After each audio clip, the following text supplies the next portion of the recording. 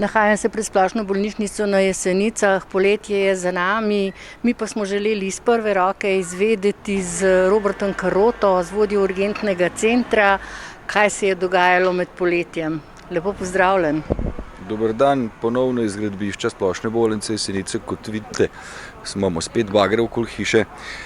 Kar se tiče samega dela urgentnega centra, je bolj ali manj nemoteno.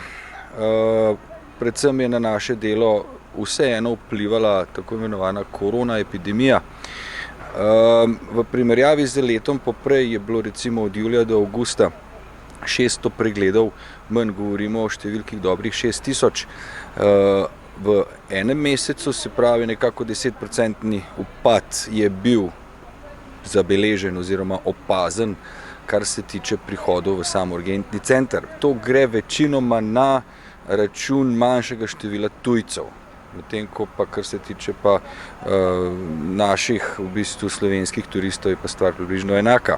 Ob koncu vikenda pa ste imeli kar veliko dela, saj je helikopter kar nekajkrat poletel iz Brnika na vse konce.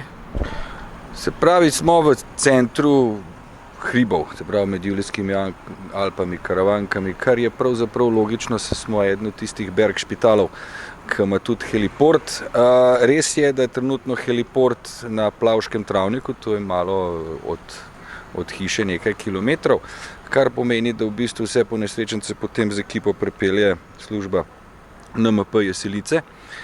To se pravzaprav v številu helikopterskih preletov ni poznalo. Številka je enaka približno od 20 do 30 mesečno v julijih in avgustih, tako leto 2019 kot 2018. Poškodbe so klasične, se pravi prednjačijo zlomi, potem so udarci, takšni in drugačni, ki onemogočajo normalen sestop, pa nekaj tudi onemoglih, nekaj mislim, tudi piki os in podobne zadeve so se dogajale. Vsi vzleti, ki grejo z Brnika, pa vseeno ne pristanejo na heliportu v bolnišnici, marsikakšna intervencija se verjetno konča samo z varnim prihodom oziroma transportom tega obnemoglega ali poškodovanega v dolino. Glede na to, da pravijo, da se nam obeta lep vikend, kaj pričakujete od tega prvega vikenda v mesecu septembru? Odkrito povedano sem prost. Jaz mislim, da ne pričakujemo nič posebenega, nič drugačnega, kot bo. Nekako sem se že v tolikih letih navadil, da ne sodim dneva po vremenu. Bila je že deževna sobota, ko praktično ni bilo minute za oddih, in bila je sončna sobota, ko smo lahko ležali kot na plaži.